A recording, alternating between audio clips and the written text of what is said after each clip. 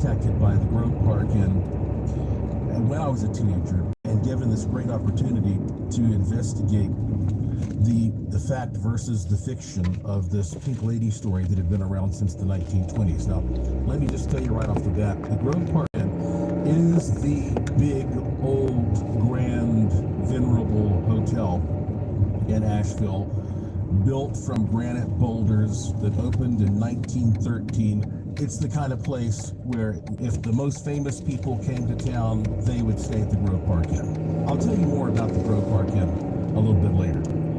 But first, let me just jump right into the traditional legend of the Pink Lady that haunts that place.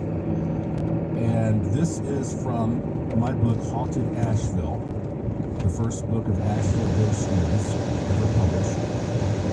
I published it in 1996.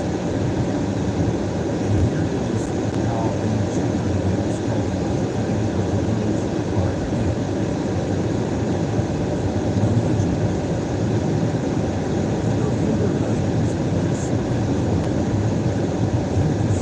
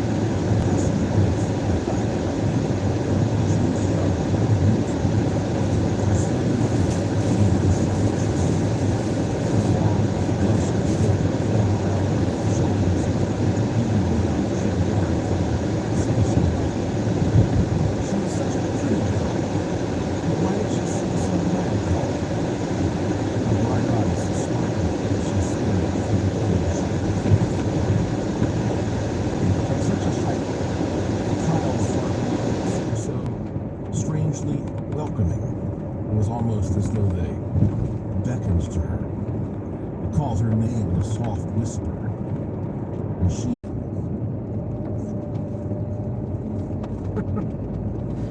My bad.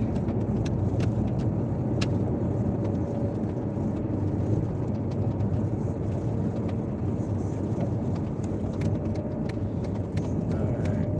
Now that there's nobody going to work or in a rush to go to work, I'm going to take it away. In the great hall, the conversation didn't flinch. The band didn't miss a note. The fireplace kept right on, burning as brightly and warmly as ever. And something had changed. Everyone knew it. No one could quite place it. No one even mentioned it. But they knew it had changed. It was a sort of new weight on their shoulders. A ghost of a grimace showed behind their smiles. But what was it? What had caused this new sensation? They would find out later that night. The moon would show brightly when they entered the silence of the Palm Court. There they would find the pale girl in her shapely pink gown, as cold and lifeless as the tiles. Then they would know. Tragedy. It was tragedy that had weighed so heavy in the air of the Grove Park Inn that chilly night. Time would pass, and the night would become forgotten. The body would disintegrate in the soil along with the pink gown. The hardened bones of the pitiful lady would disappear, but something seemed to be left behind. At first, no one knew exactly what it was, but they continued to hear the stories. I've seen it, someone would say. I've seen it with my own eyes. I was working late one night up there in the main inn.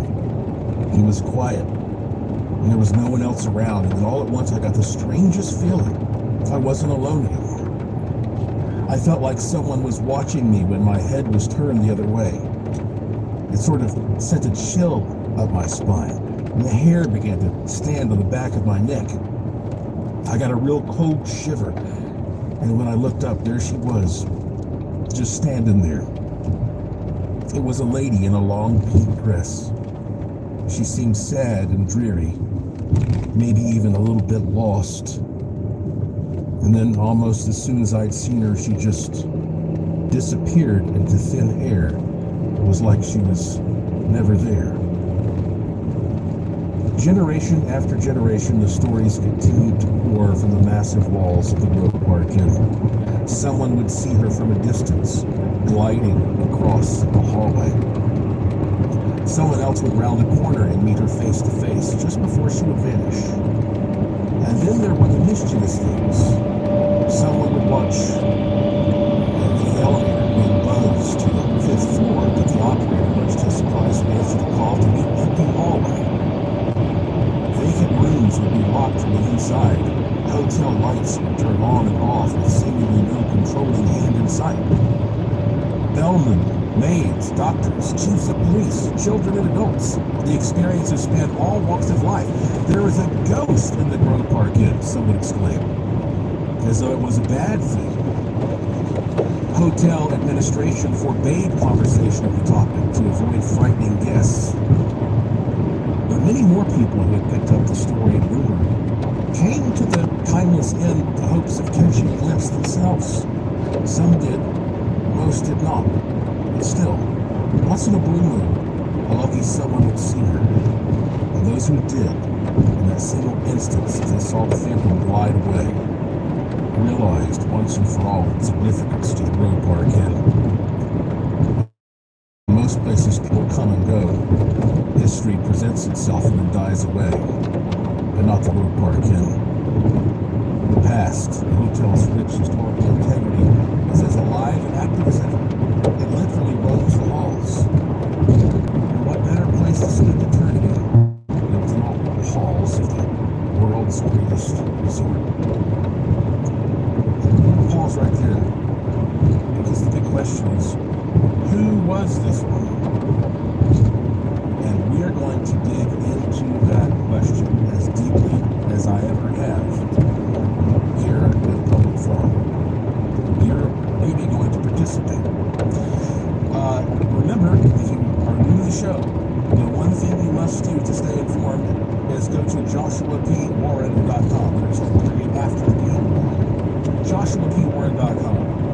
And right there on the homepage, you'll see where you can sign up for my free e-newsletter. Just put your email address in there, hit the submit button. You will instantly receive an automated email from me. It has links to some free online gifts. There's a good luck charm, there's a money secret, and you'll even get a free PDF of this book I've been reading from called Haunted Asheville. All that and more if you go and sign up for the newsletter at joshuapwarren.com. I am Joshua P. Warren, and you are listening to Strange Things on the iHeartRadio and Coast to Coast AM Paranormal Podcast Network. And I will be right back.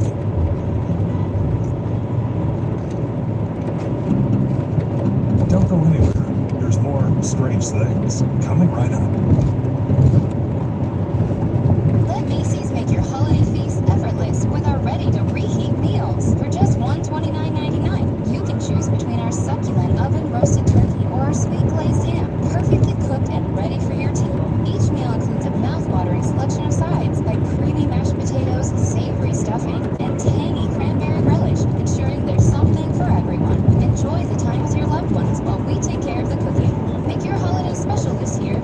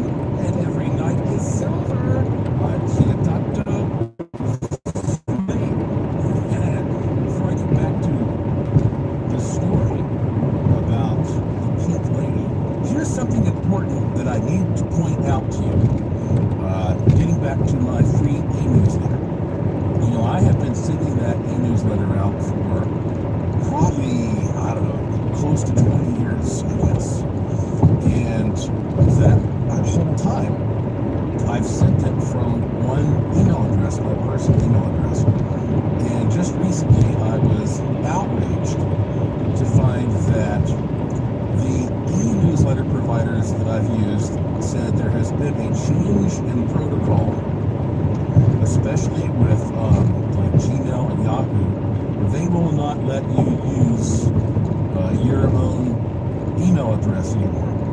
You have to get a new email address that they approve of. I think this all goes back to limitations on freedom of speech, and it's kind of funny these changes happen to the primary email in their inbox. But now I have to go to this brand new email address and listen to it. It's Joshua P. Warren. Now if I send you an e-newsletter, instead of going to your primary inbox, it'll maybe go to promotions or spam or one of these other sections or less visible, especially with Gmail or Yahoo. So if that's happening to you, if you haven't heard from me in a while, go check these other sections of your emails, your inboxes.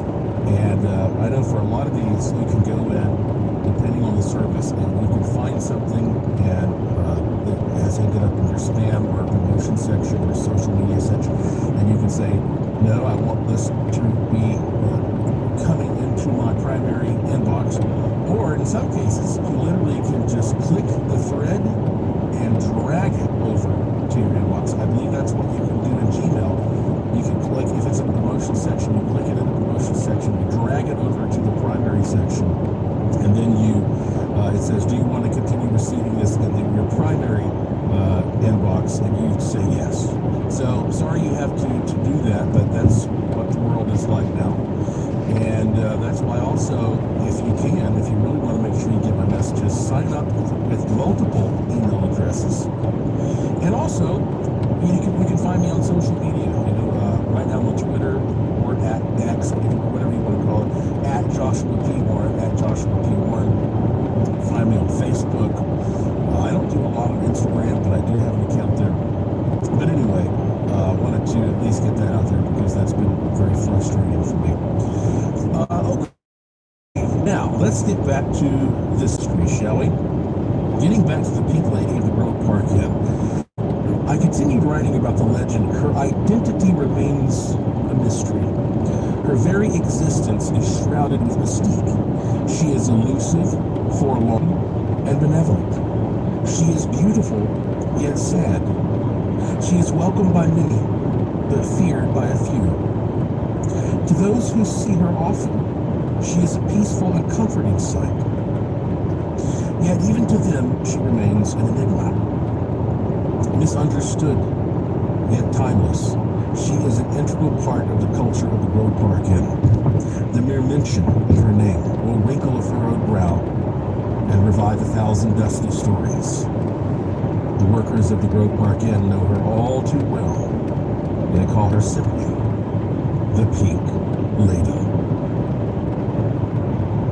And so goes the most familiar legend of the Grove Park Inn.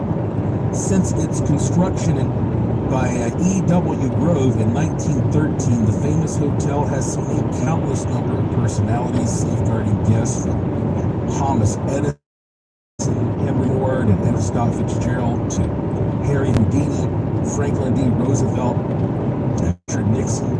It's become a 20th century American time capsule. And there is so much I could tell you about this place. Books have been written about the Grove Park Inn. But for so many years, up until the hotel contacted me in the 1990s, it was, like I said, it was a topic that was taboo. You could not discuss the Pink Lady. Then the attitude was that it would frighten away guests, supposedly. That was the explanation. And so, but they had some changes in management, and they realized that haunted hotels were becoming popular in their own way, especially like, around Halloween. Some of the people who worked there had seen my work in the local newspaper, the Asheville Citizen-Times, and they hired me to go in and have full access to the entire hotel and all of its property for at least 6 months. I think it was more than that. And I could interview anybody I wanted to. They were authorized to speak with me. I was able to spend the night in the hotel rooms. It was amazing. I mean, I think you could basically make a movie out of that period of time I was doing my research there. I interviewed hundreds of people.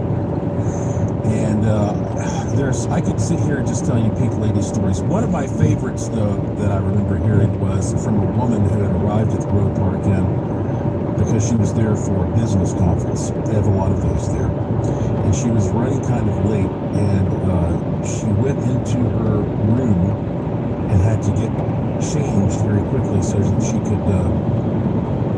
could make it to a dinner. And so she just kind of threw all her luggage on her bed there.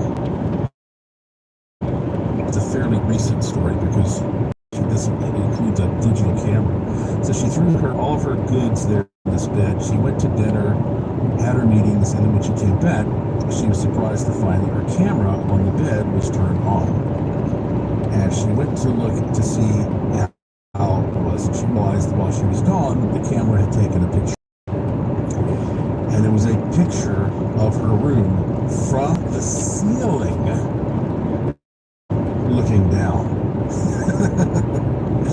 Now, was that the Pink Lady? I don't know. Like I mentioned, a lot of people say the Pink Lady just seems kind of sad. There are other ghosts that are seen at the Grove Park Inn as well, not surprisingly. And I did write about that in my book.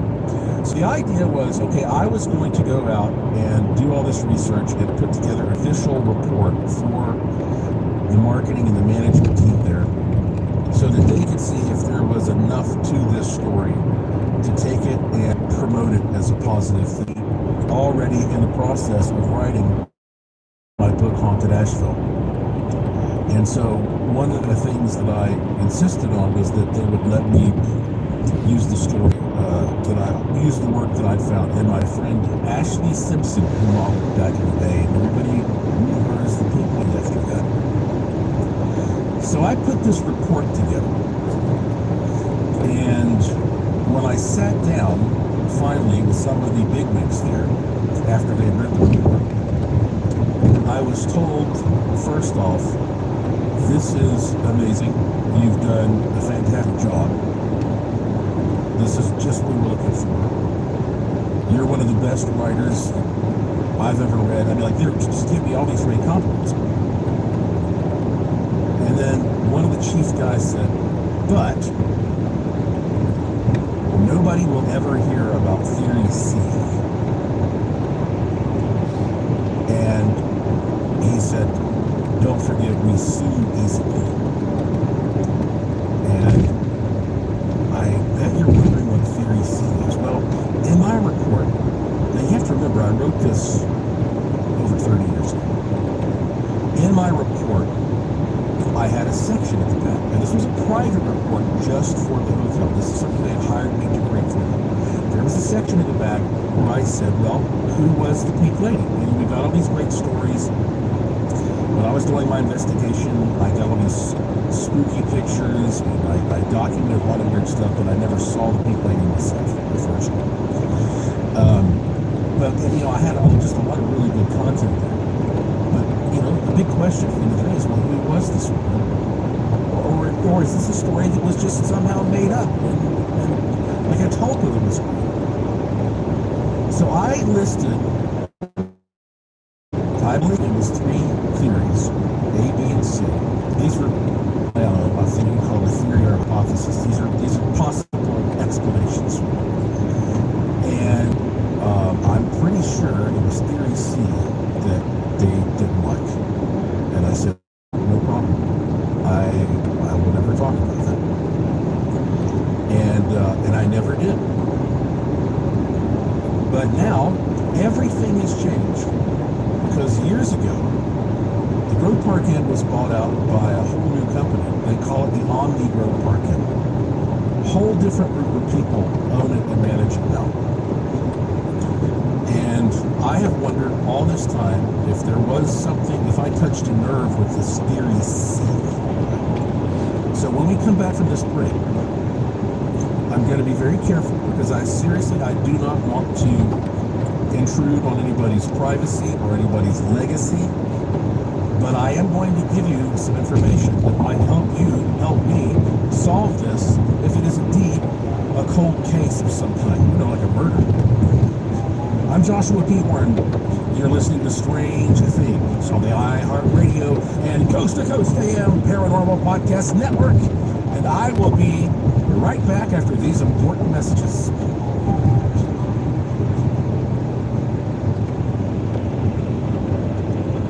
Don't go anywhere. There's more Joshua P. Warren and Strange Things coming right up. Let Macy's make your holiday feast effortless with our ready-to-reheat meals.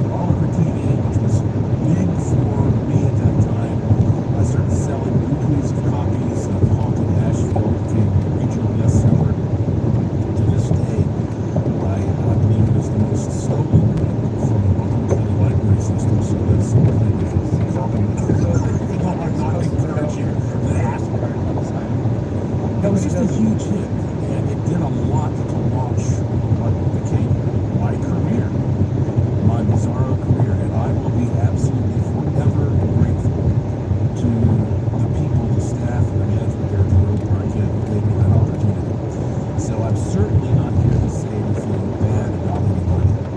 I'm simply saying that times change. And 30 years ago, the people there, I don't believe wanted this particular idea to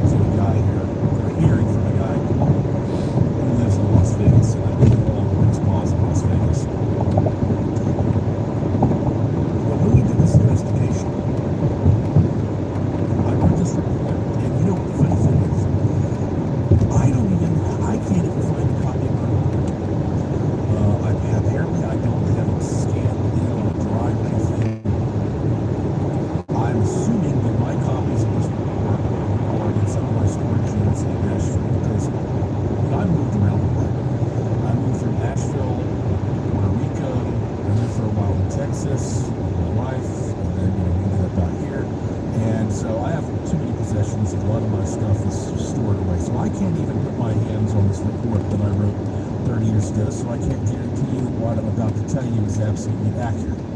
But I'm going to do my best from memory. All right, so here is the idea. The Grove Park Inn was built by E.W. Grove. And he was born in 1850 and he died in 1927. He was an American business magnate, entrepreneur, a self-made millionaire.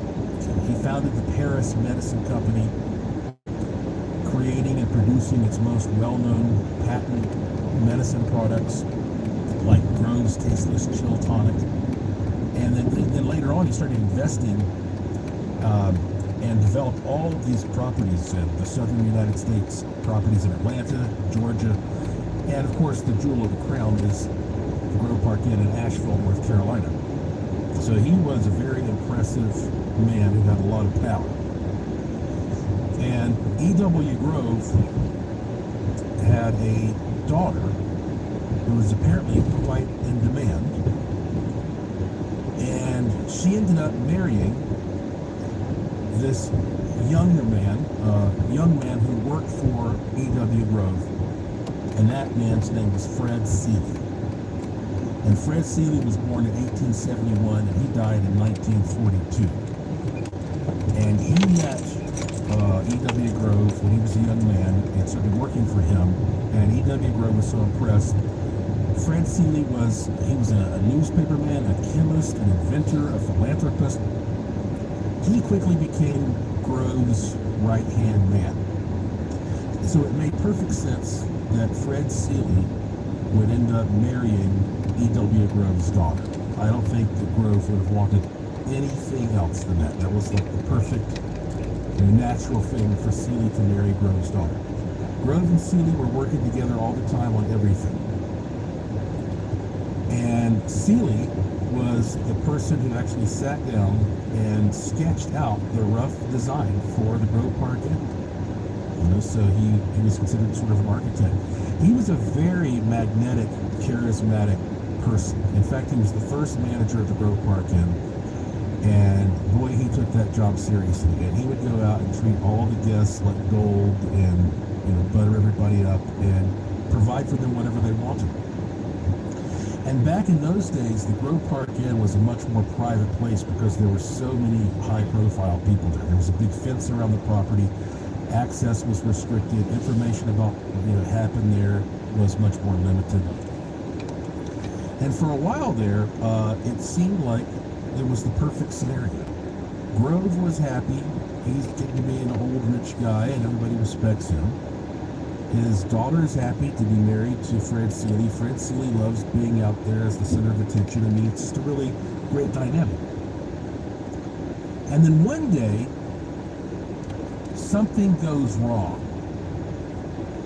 And all of a sudden, Grove and Seeley have some big falling out. And nobody knows exactly what happened. But this falling out became so bad that by the time when Grove died and his will came out, he didn't leave a single penny to Fred Seeley. And he had promised Fred Seeley that he would leave him some money in return for getting the rights to some of Fred Seeley's innovations. And that was a crushing blow. He left everything directly to his daughter. And very explicitly cut Fred Seeley out of the will. Something went really bad toward the end of that relationship, and nobody ever understood what went wrong. And but these rich folks like that, these kind of dynastic figures, there's always some kind of drama going on. And so when I was doing I knew that Fred Seeley had been cut out of the will. So I to the Buncombe County Courthouse, because back when I was doing, I was looking through every type of old file and old archives. There's no telling how many pieces of old paper I put my hands on. And when you read this will, all of a sudden, there is this little girl who is mentioned.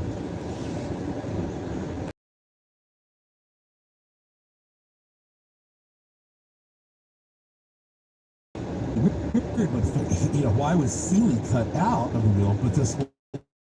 But I started looking at all this and I thought, well, something else that's kind of odd is that, okay, Edith Grove and his wife, as they got older, they didn't really seem to care too much about each other.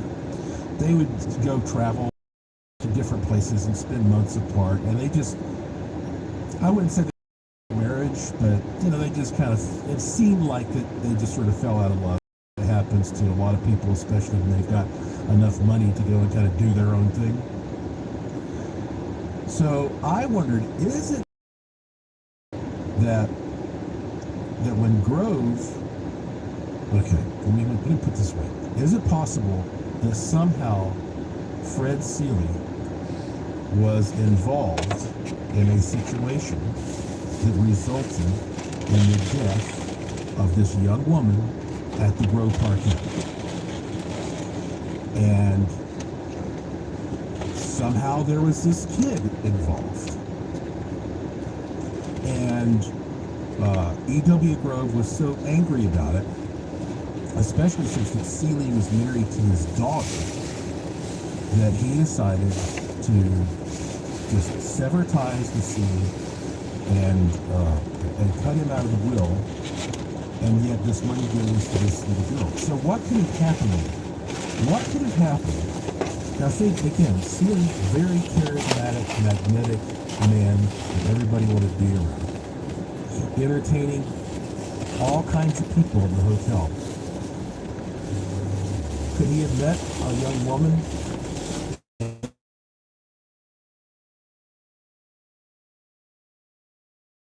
Back more on this, and I might be able to squeeze in a listener email. I'm Joshua P. Warren.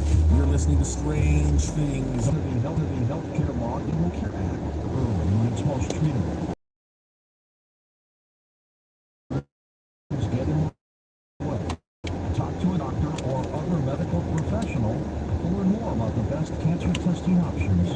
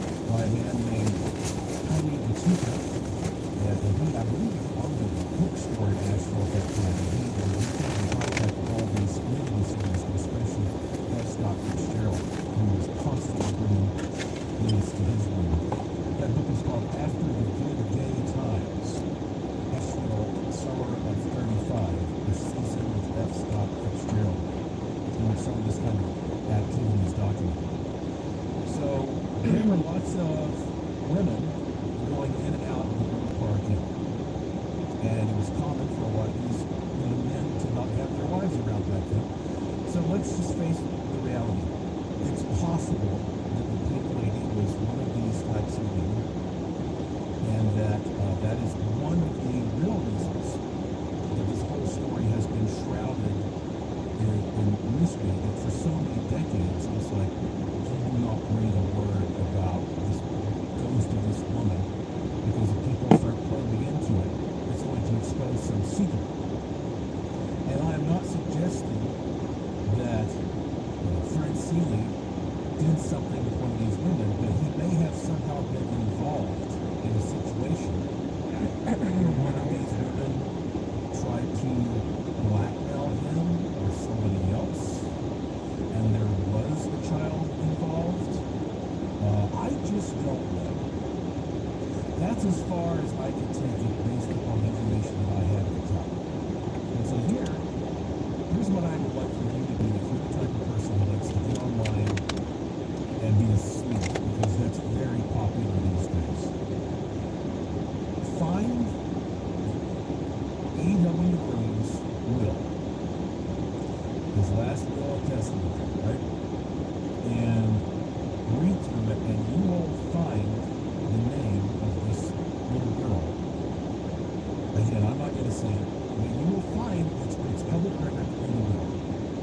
If you figure out who that little girl was, where she came from and how her life ended up, that may be a clue that will open up the doors to figuring out who the pink lady was. That's what you can do if you're interested in this sort of thing. And I don't know if his will is, I just did a cursory search online. I couldn't find his will online. I know, like I say, back in my archives in one of my storerooms in Asheville, I have copies of all this kind of stuff. But I believe that, that's a great tip. I've never heard anybody talk about that before. And maybe there's a reason. Maybe other people were told back in the day, like, hey, if you even breathe a word of this, you might be facing some legal action. But look, we're talking about guys who were public figures who died a long time ago, and a mystery that's been around for 100 years. This is all speculation. Nobody's pointing fingers at anybody, and we're dealing with a public record, which is a will. Now, maybe this is just a dead end, but so far, what if it's not? Like, if nothing else is panned out, nothing else has worked out, what if this is the key to solving this great mystery? What a story that would be.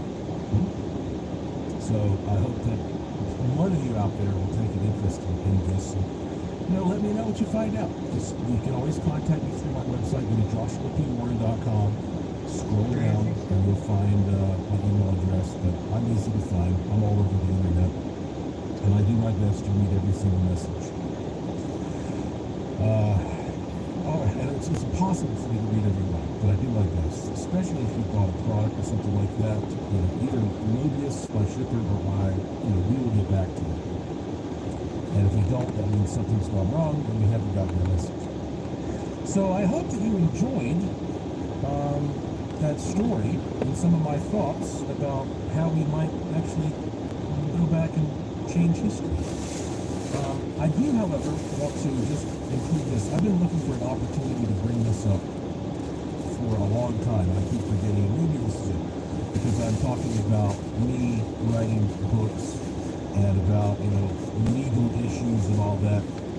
Well, back in, I guess it was 2015, I published my book called Use the Force, A Jedi's Guide to the Law of Attraction. And that book eventually became published by Simon & Schuster, and it's done very well.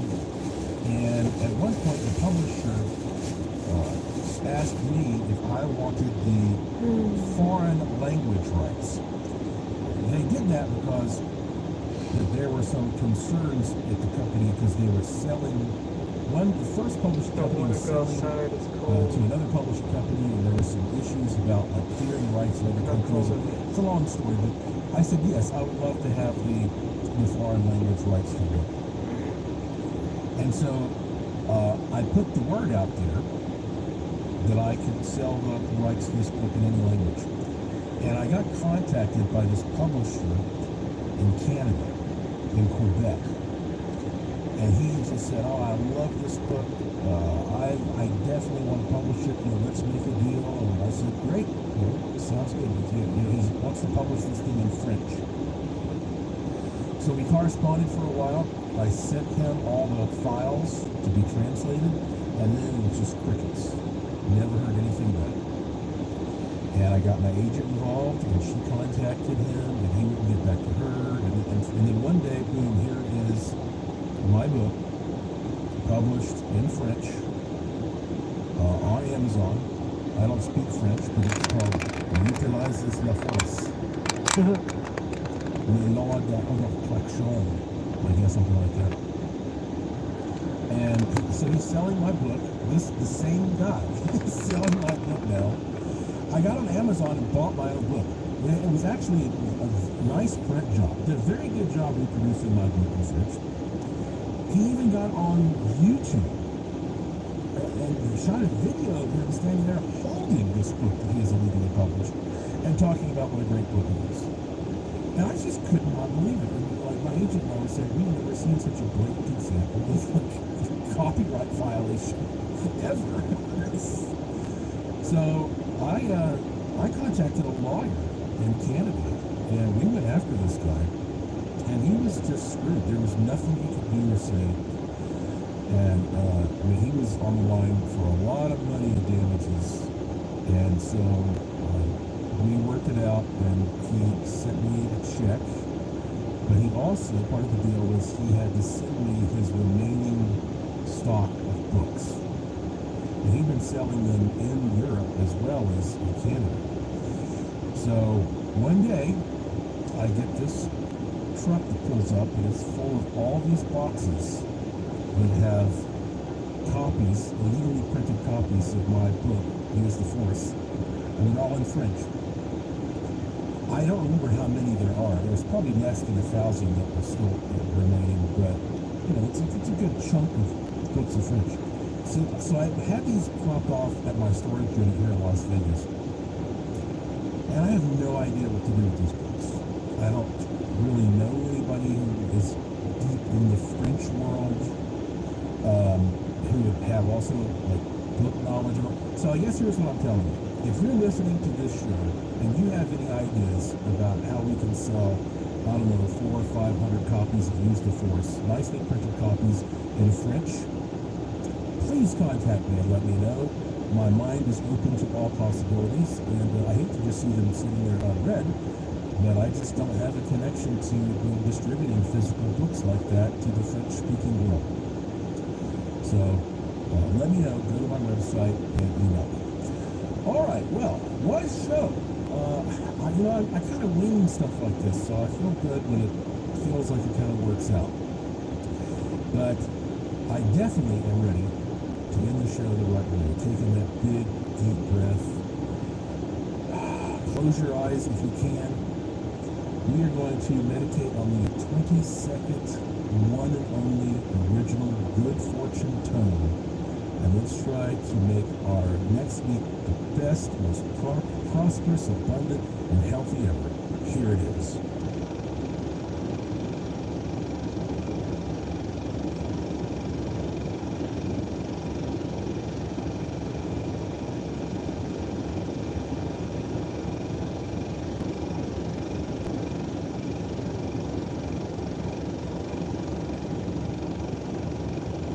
That's it.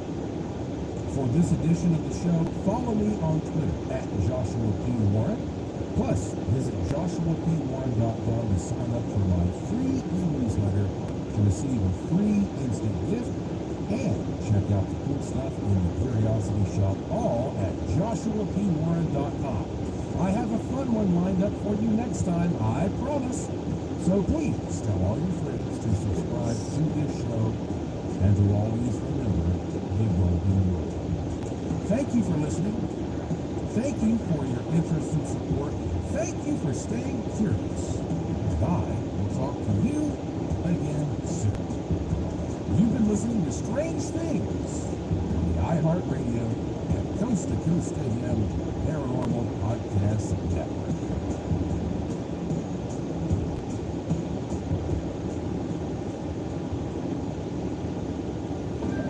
Thanks for listening to the iHeartRadio and Coast to Coast Maine Paranormal Podcast Network. Make sure to check out all our shows on the iHeartRadio app or by going to iHeartRadio.com. Not all Albany prisons get delivered by sled. A lot comes from shopping online, which means you may be exposing your personal information to cyber criminals when shopping or browsing during the holidays. Norton 360 provides comprehensive protection for your devices, a VPN for your online privacy, and SafeWeb so you can shop more safely online. Stay safer this holiday season with Norton 360. Save up to 58% off your first year at norton.com/secure. Let Macy's make your holiday feast effortless with our ready-to-reheat meals. For just $129.99, you can choose between our succulent oven-roasted turkey or our sweet glazed ham, perfectly cooked and ready for your table. Each meal includes a mouth-watering selection of sides like creamy mashed potatoes, savory stuffing, and tangy cranberry relish, ensuring there's something for everyone. Enjoy the time with your loved ones while we take care of the cooking. Make your holiday special this year. Order your meal from Macy's today. Macy's, happy shopping! I know Tigers may do things differently for a lot of reasons. One is to get them to the best meal possible. Handling the cost of car repairs can be a challenge. We're here to help. Our no credit needed financing or 0% interest also come with exclusive benefits. So you can get back on the road. Financing. It's one more reason